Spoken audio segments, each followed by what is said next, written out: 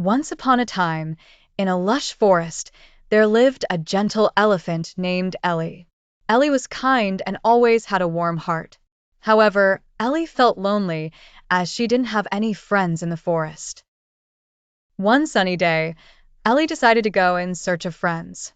As she wandered along the forest path, she first encountered a group of lively monkeys playing amongst the trees.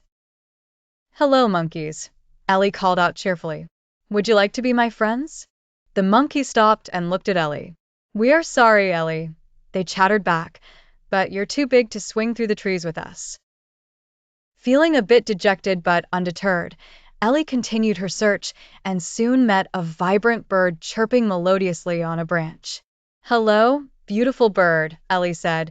"Would you like to be my friend?" The bird fluttered its radiant wings. "I'm sorry, Ellie," the bird replied. "You are too big to fly with me." Ellie sighed and carried on walking until she reached a riverbank. There she saw a graceful herd of deer. "Dear, dear," called Ellie, "would you like to be my friends?" The deer glanced at Ellie with gentle eyes. "We are sorry," one of the deer said, "but you're too big to run with us through the thick forest." Feeling quite disheartened, Ellie decided to rest under a large tree. As she sat there alone, she noticed all the animals running in a frantic rush, clearly frightened. "What's happening?" Ellie asked. A rabbit, panting for breath, replied, "There's a tiger on the loose. He's hunting for prey, and we're all terrified." Seeing the peril all her fellow forest creatures were in, Ellie knew she had to act fast. Without a second thought, she charged towards the clearing where the tiger was stalking the frightened animals. With a mighty trumpet and stomping her powerful feet, Ellie confronted the tiger. "Do not trouble my friends," she trumpeted fiercely. The startled tiger, intimidated by Ellie's size and bravery, turned and fled into the depths of the jungle. All the animals, safe and relieved, gathered around Ellie, thanking her. "You saved us all, Ellie," the monkeys cheered. "You are very brave," added the bird. The deer nuzzled close and said, "We would be honored to have you as our friend." Ellie's face beamed with joy. From that day on, Ellie was never lonely again, surrounded by friends who appreciated and loved her. The moral of the story is that true friends accept you for who you are and stand by you in times of need, no matter how different you may be. In the dense jungles of Borneo lived two monkey siblings, Tito and Tink. They were known for their laziness, often found lounging under banana trees, munching on fruit without a care. Their fellow monkeys hustled up and down the trees, gathering food and playing games, but Tito and Tink preferred the comfort of their shady spots. One day, a wise old monkey named Sifu visited the grove where these two siblings spent their days. "Tito, Tink," he began, "the rainy season is approaching. You must gather food and prepare, or you might find yourselves in trouble." Tito yawned and scratched his belly. "We're fine, Sifu. There's always enough bananas here."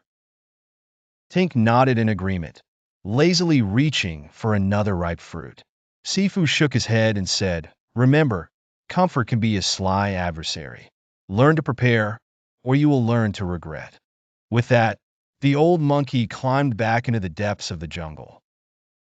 As days turned into weeks, the sky darkened with thick clouds, and the rains came. It poured relentlessly, and to their dismay, Tito and Tink found that the banana grove was quickly becoming a muddy swamp. The bananas grew soggy, and the once cozy trees, slippery and dangerous. Hungry and cold, the siblings watched as their active neighbors retreated to their nests full of food reserves they had diligently gathered. Realizing their plight, Tito turned to Tink and said, "Perhaps we should have listened to Sifu." Tink nodded. "It's not too late, Tito. We should seek help and learn from this season." Having the courage they lacked before, Tito and Tink ventured through the rain to meet their neighbors. Humbled, they asked for guidance and shared their story about the consequences of their laziness. The other monkeys, led by Sifu's teachings, welcomed them warmly and shared their resources. From that day forward, Tito and Tink became active members of their monkey community, learning to balance work and leisure. They understood that while resting has its place, preparation was key to thriving, especially in challenging times.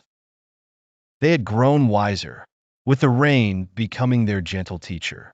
Once upon a time, in a land far away, shrouded in mist and mystery, there lay a small kingdom called Eldoria.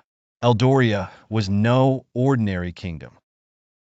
It was blessed with rolling hills that sang with the whispers of the wind, streams that gleamed like silver threads, and forests where the trees seemed to be telling ancient tales. But the people of Eldoria had forgotten how to live in harmony with their land. They had grown greedy, plundering the forests and polluting the streams, until the kingdom was a shadow of its former glory. In a tiny village on the outskirts of Eldoria lived a young girl named Arya. She was known for her kindness and her deep love for nature. Arya's dearest companion was a wise, old tortoise named Orin.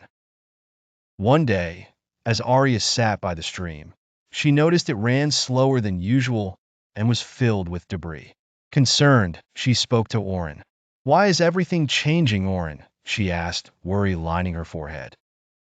Orin sighed and said, "The kingdom's heart is ailing, Arya, for the people have forgotten how to care for it. The balance must be restored." Determined to save Eldoria, Arya set out on a journey with Orin. They visited the heart of the forest to seek the counsel of the ancient oak